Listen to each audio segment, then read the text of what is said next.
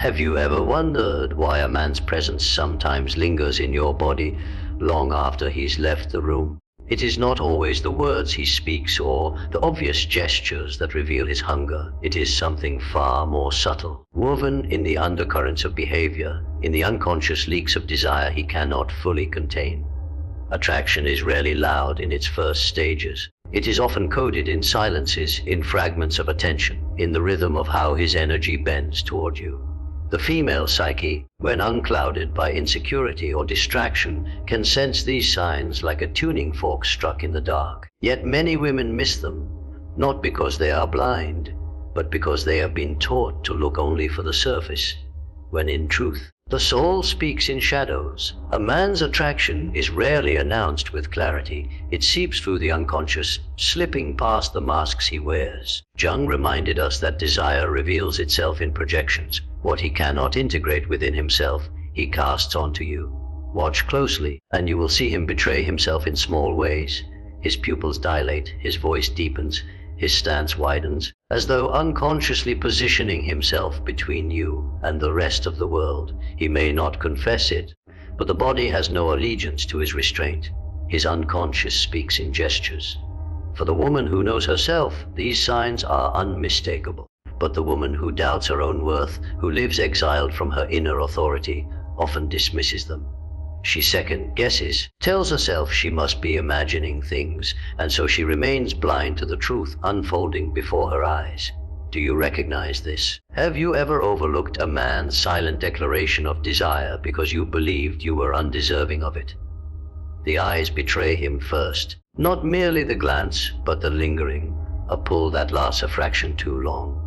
In that gaze there is both reverence and hunger, the archetypal tension between eros and restraint. He does not simply look at you, he drinks you in, as though memorizing every curve of your presence. Women often dismiss this as friendliness or politeness, but the attentive woman sees it for what it is, a gravitational pull of the psyche toward the object of desire.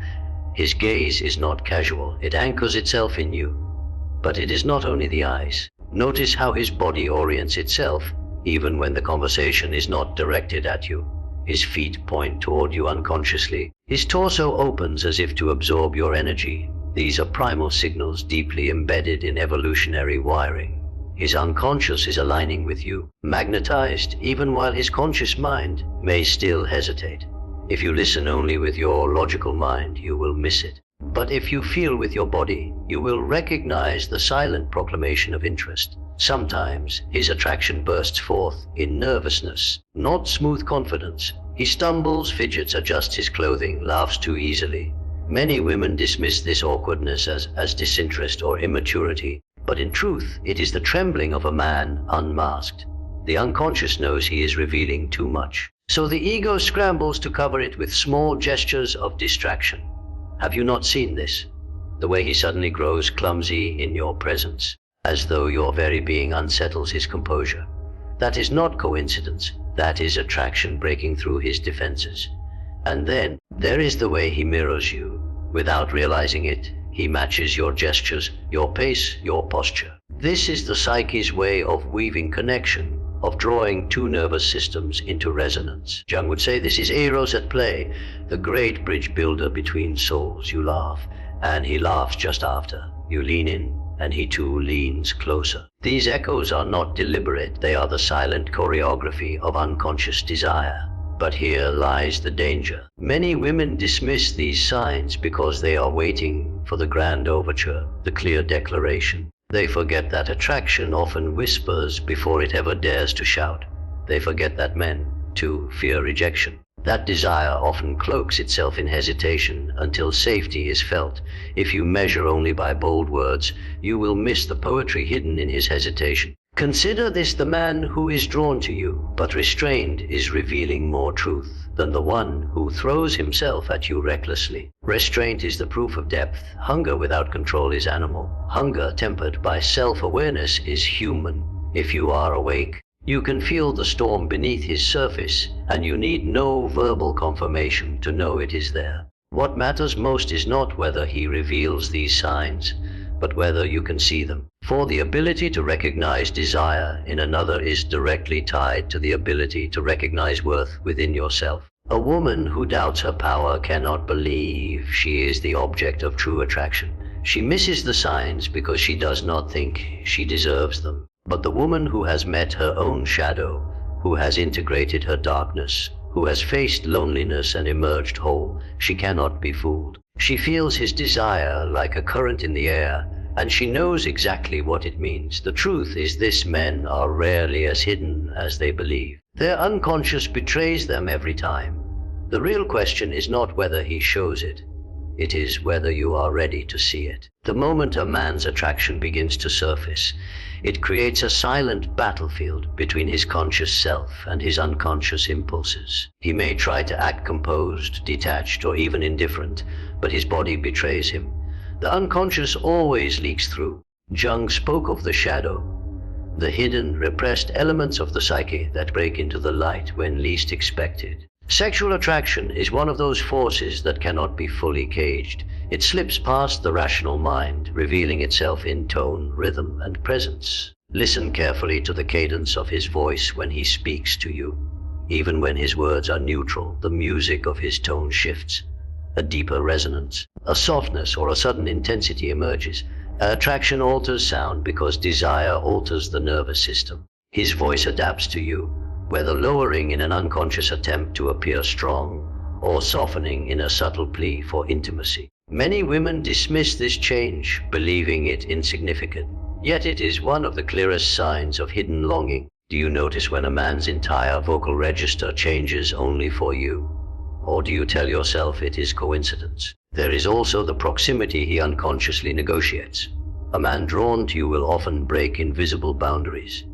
He leans closer than necessary, finds reasons to brush past you, or lingers in your orbit longer than the moment requires. Proximity is no accident. Attraction pulls him like a magnet, and though his conscious mind may insist on distance, his unconscious creates excuses for closeness. Even silence between you carries weight, charged with possibility, vibrating with tension. Yet not every woman recognizes this. Some, lost in self-doubt, believe his nearness is simply convenience or politeness. They diminish themselves, unable to imagine that his unconscious would risk so much exposure merely for them. This is the great tragedy of unclaimed self-worth, the inability to perceive how deeply another is moved. Attraction is not only about physical hunger, it is archetypal. The masculine psyche often projects its anima, the inner feminine, onto the woman before him. She becomes more than flesh, she becomes symbol, mirror, muse. He sees in her not only beauty, but possibility, a reflection of his own unconscious depths.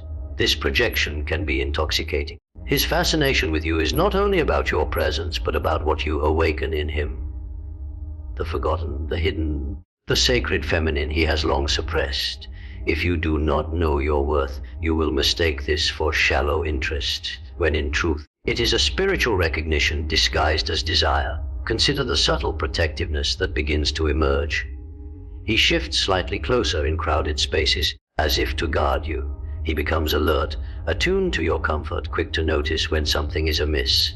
This is not always deliberate, it is instinctual. Attraction awakens in him the primal urge to protect. He may not even realize he is doing it, yet his unconscious places him between you and the world like a shield. But there is also vulnerability in his presence. He cannot fully mask the fact that your approval matters more than he wishes it did. He listens differently. He remembers details of what you say long after others have forgotten. He notices the small changes. The way your hair falls differently one day, the subtle shift in your mood. His attention sharpens, and where others glance casually, he observes intently. Do you notice this? The way he remembers the fragments you thought insignificant. That is not courtesy, it is fixation. Women often underestimate how much a man reveals in silence, in the quiet, in the pauses, in the spaces between words. His attraction hums like an electric current.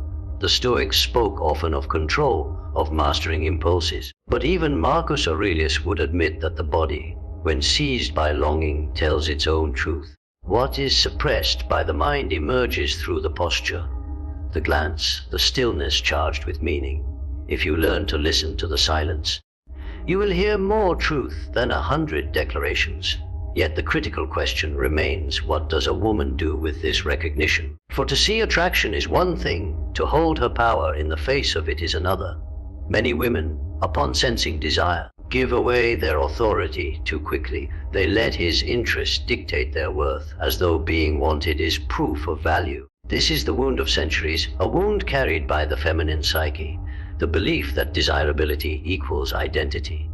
But this is illusion. True empowerment begins not in being desired, but in knowing that desire does not define you. Attraction is a mirror. It shows you how you are perceived, not who you are. When you recognize a man's attraction, you are not meant to collapse into it. You are meant to observe, to understand, to remain sovereign. His desire does not crown you, it reveals him. If you cannot hold this perspective, you risk being consumed by projection, mistaking his gaze for your reflection. But when you stand firmly in your worth, you see it for what it is, evidence of your magnetism. Yes, but not the source of your identity. His attraction may stir you, but it does not complete you. The real mastery lies here, to see the signs, to feel their weight, and yet to remain unshaken, choosing consciously whether to respond. A woman who knows herself does not wait desperately for his confession. She already knows, and knowing, she holds the power. Attraction deepens not only in words and gestures, but in the energy that lingers when two people share space. A man who is sexually drawn to you carries a particular tension in his presence, a tension that cannot be fabricated. It is the clash of restraint and desire, the simultaneous urge to conceal and to reveal. His unconscious becomes restless, slipping fragments of longing into every interaction. Women who are awake to themselves feel this subtle vibration, as if the air itself thickens when he is near. Those who are disconnected, however, misinterpret it as coincidence, as mood, as atmosphere, when in reality it is the unconscious revealing what the conscious tries to hide. Look at the way his laughter changes. Around others, it may be casual, scattered, easily given. But with you there is a depth, a sudden warmth, a flicker of nervousness beneath the humor. It is not the laughter itself, but the weight behind it. The way he leans into the sound, as if to bridge the gap between your worlds. Laughter becomes not merely amusement, but invitation, a subtle reaching for closeness without words. Have you noticed how a man's laughter sometimes feels like a hand extended, seeking your acceptance? That is not performance, it is desire searching for safety. Then comes the small sacrifices, almost invisible but undeniable once seen. He changes his schedule to align with yours, lingers where you are, adapts his rhythm to your orbit. These shifts may seem inconsequential, an adjusted plan, a delayed departure, a chosen seat. But they reveal more than declarations. The unconscious bends him toward you, guiding his choices in ways he cannot fully rationalize. Desire is not always dramatic. It often disguises itself in the mundane, and yet the mind that doubts will dismiss this. The woman unsure of her own power says, "It must be coincidence. He would not change his path just for me, but he would, and he does." Attraction is magnetic, and the man resisting it must invent reasons to cover the gravity of his pull. The excuses he gives himself are irrelevant. The truth is in the behavior. Even in group settings, his attention betrays him. He listens when you speak in ways he does not for others, even when you are not addressing him. His head tilts slightly, his gaze sharpens, his entire body leans unconsciously toward your voice. This is not casual listening, it is attunement. The psyche, when drawn to another, sharpens its focus. You become the axis around which his awareness spins, no matter how subtle the rotation. There is also the element of nervous deflection. Attraction makes him reveal himself not only in closeness, but in avoidance. Sometimes he cannot look directly at you for too long, as though the intensity might expose too much. His glances are quick, stolen, charged with energy that darts away when caught. Many women interpret this avoidance as disinterest, not realizing it is the opposite. He fears the transparency of his desire, and so he hides it in broken eye contact, in moments of sudden distraction. But make no mistake, the unconscious is loud even in its attempts at silence. The psychological truth is this: the man who is drawn to you struggles between instinct and image. He wants, but he also wants control. He desires, but he fears rejection. vulnerability, exposure. His ego insists on composure, but the deeper self cannot fully comply. That is why the signs appear scattered, half-hidden, seemingly inconsistent. Desire rarely moves in a straight line. It flickers like firelight, sometimes bold, sometimes faint, but never extinguished. Women often suffer here, expecting consistency as proof of sincerity. They believe that if his attraction is real, it must be clear, steady, unwavering. But in truth, attraction is chaos before it is clarity. It is the storm of unconscious forces colliding with conscious defenses. If you look only for certainty, you will miss the truth written in contradiction. His hesitation is not absence of desire. It is proof of its depth. And still, the question presses on you, what does it mean to recognize these signs? The temptation is to take them as validation, to let his attraction define your worth. But that is the trap.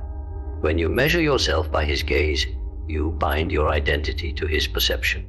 As Jung warned of this, the danger of living inside the projections of others. A woman who mistakes his desire for her identity becomes captive to his attention. When he withdraws, she collapses. When he returns, she revives. But this is not empowerment, it is dependence disguised as romance. The empowered woman sees the signs, feels their weight, but does not anchor her selfhood in them.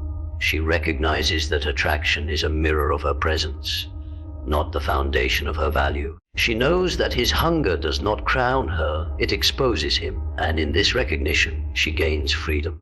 For when you are no longer blinded by the need for validation, you can see clearly, choose consciously, and stand sovereign in your own power. Remember this, the ability to sense desire is not a gift of chance, it is a skill of awareness.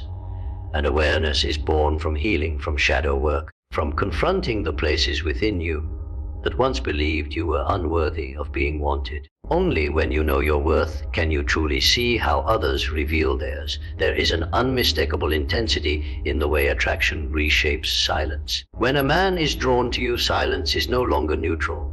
It is charged, heavy, trembling with what is left unsaid.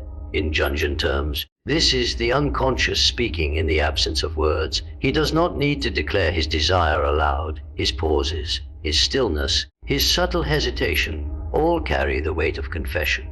Women who have cultivated presence can feel this shift immediately. It is not about what he says, but about what vibrates in the space between. Notice the way his attention sharpens in small moments. He catches fragments others overlook, the way your hand moves when you speak, the rhythm of your breath, the quick flicker of your eyes when you are amused or irritated. He catalogues these details unconsciously, as if each nuance of you becomes essential knowledge. This is no casual observation. It is fixation disguised as attentiveness. Have you ever felt a man notice you in ways no one else did, only to dismiss it as luck or coincidence? That was no accident. That was his unconscious revealing how much you matter in his inner world. His attraction may also appear through subtle displays of tension. He positions himself taller, shoulders squared, voice steady, yet beneath the surface you can sense the tightness, the restrained fire. The body cannot fully mask longing.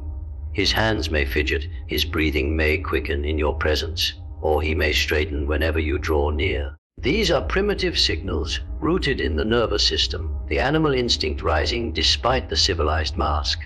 Women often ignore them, searching instead for words, yet the body speaks truths the tongue cannot shape. Sometimes attraction manifests as conflict. He teases, challenges, provokes you lightly, not to wound, but to stir, to test the electric current between you. This is the unconscious expressing desire through tension, through the archetype of polarity. Masculine and feminine energies spark most brightly not in sameness, but in contrast. He pushes because he is pulled. He creates friction because friction heightens presence.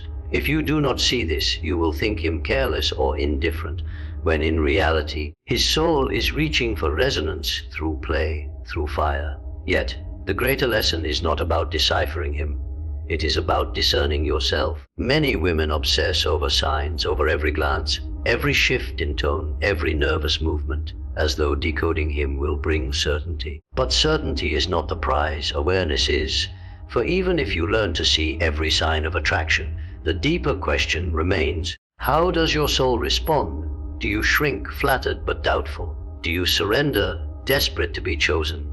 Or do you hold your ground, aware of your magnetism, but unwilling to let it dictate your worth? The Stoics remind us what others feel is not within our control, nor is it the ground of our peace. Seneca warned of the danger of leaning too heavily on another's gaze, for it makes you their prisoner. A man's attraction is powerful, yes, but it is not your salvation. It can stir, inspire, awaken, but it cannot complete. The woman who understands this walks in freedom. She sees his desire clearly, yet remains untouched by the illusion that it defines her. This is where individuation, the Jungian path of self-realization, becomes essential.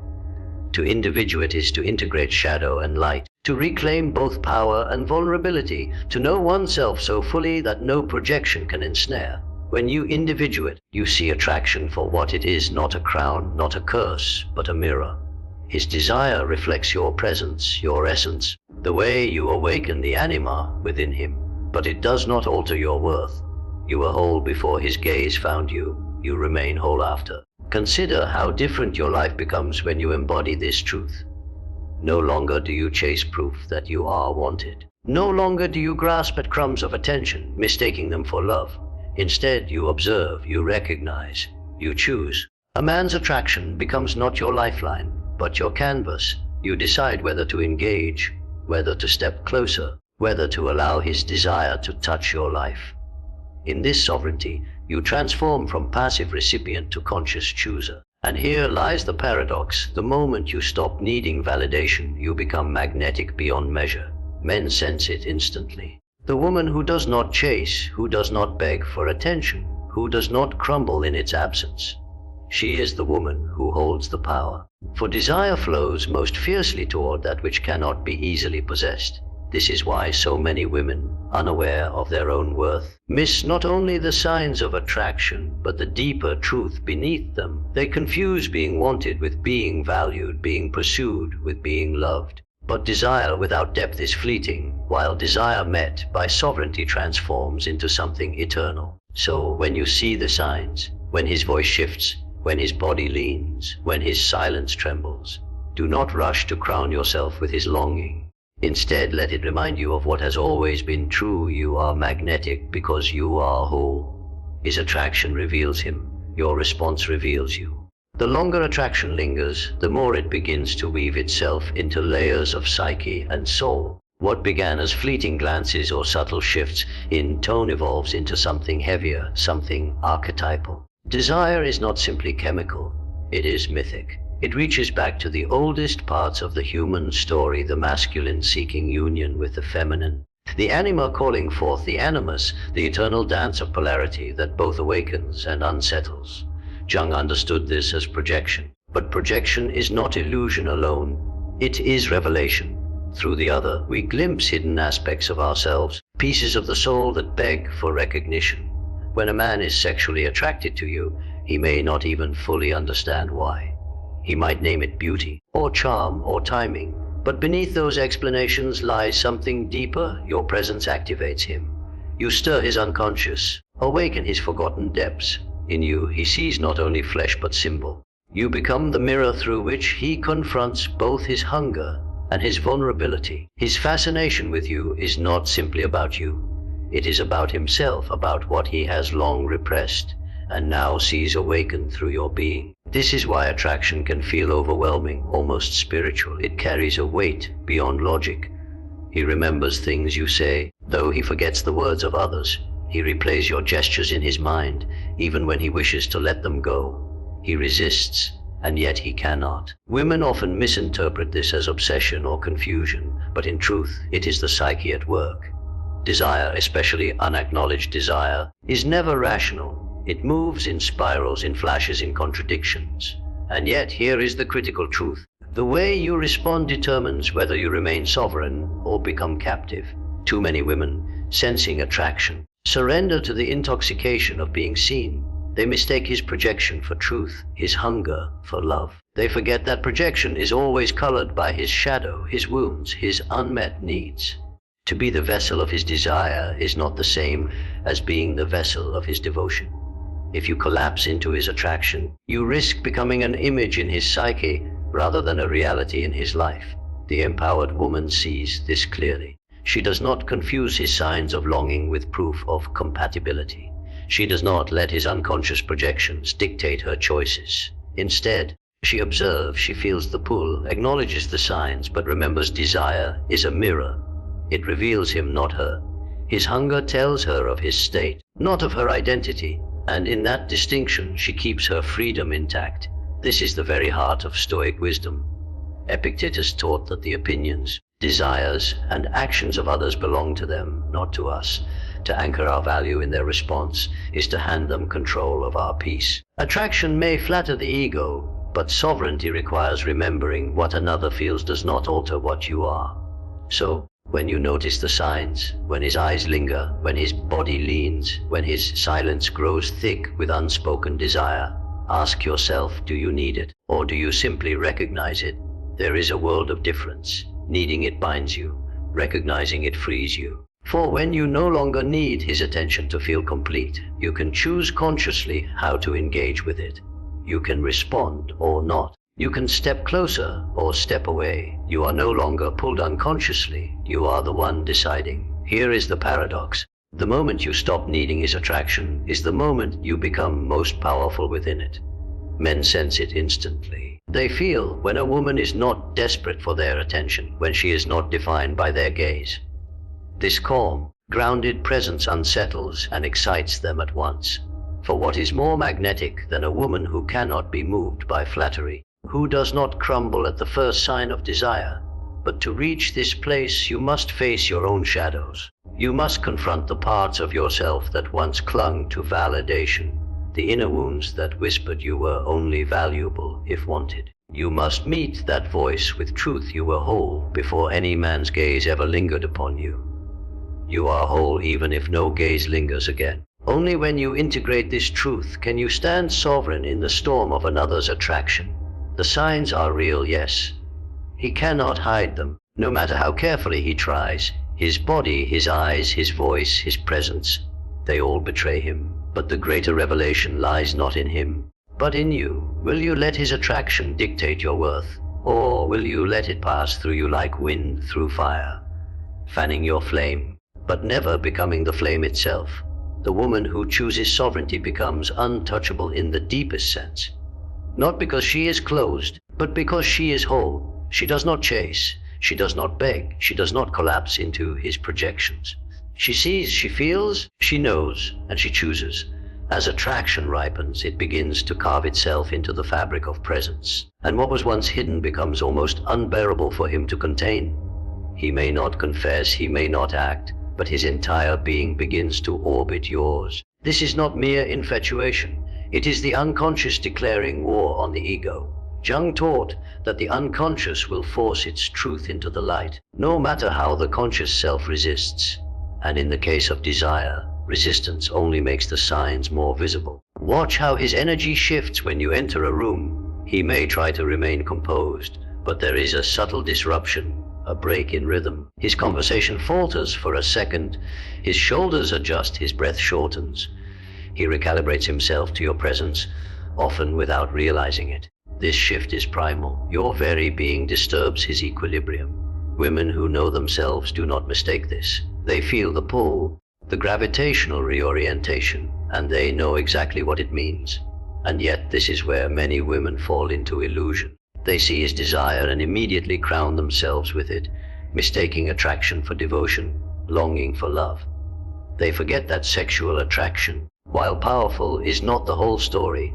It is the opening of a door, not the building of a home. To confuse the two is to surrender sovereignty. A man's attraction is not proof of his depth, it is proof of his hunger. Whether that hunger is fleeting or enduring, shallow or profound, is revealed only with time. Still, the signs themselves speak with clarity. His gaze lingers not only on your beauty, but on the smallest details, your hands, your movements, the cadence of your speech. Desire heightens perception. His nervous system locks onto you like prey to predator, though not with violence, but with reverence. The Stoics might have called this a disturbance of the soul, a loss of inner balance. Marcus Aurelius wrote of the need to master the self. Yet even he would admit that attraction tests mastery like nothing else. For the man who desires you is no longer sovereign over his own attention. You hold it, even in silence. Sometimes, the attraction emerges not as nervousness, but as overcompensation. He grows louder, more confident, more performative in your presence. He exaggerates, as though to prove he is worthy of your gaze. This too is unconscious, a mask designed to conceal the vulnerability of longing. Do not be fooled by the performance. Beneath the bravado lies the same trembling, the same desire to be seen, chosen, wanted. The louder the mask, the deeper the vulnerability beneath it. But here lies the danger for you. If you have not faced your own shadow, you may confuse his signals as validation of your worth. You may believe you are only powerful because he desires you. This is the old wound of the feminine psyche, taught to measure herself by how the masculine responds. Jung warned that what is not made conscious is lived as fate. If you do not see this wound, you will live it again and again, mistaking his attraction for your identity, collapsing into his gaze instead of standing sovereign before it. The woman who has done her inner work responds differently. She sees his desire, but she is not consumed by it. She feels the signs, but she does not mistake them for truth about herself. She knows she is whole with or without his hunger. She sees his attraction for what it is, a mirror of his psyche, a projection of his anima, a confession of his unconscious. She allows it to touch her, but not to define her. This is the path of individuation, the integration of shadow and light, of power and vulnerability. To individuate is to reclaim the self from every projection, to stand firm in one's essence regardless of how the world responds. The woman who individuates no longer needs his gaze, though she may enjoy it. She no longer craves his signs, though she recognizes them. She no longer fears rejection, for she has already chosen herself. And when a woman stands in this place, something remarkable happens. She becomes untouchable not because she is distant, but because she is complete. Her presence becomes rare, magnetic, overwhelming. Men feel it instantly. The difference between a woman who needs their desire and a woman who enjoys it without being bound to it. The first becomes dependent, the second becomes divine. So, when you see the signs, when his silence trembles, when his body reorients, when his voice betrays him, remember, this is not proof of your worth. Your worth was never in question. This is proof of his desire, and only that. The question is not whether he is attracted. The question is whether you, sovereign and whole, choose to answer. The woman who knows her worth doesn't chase, she chooses.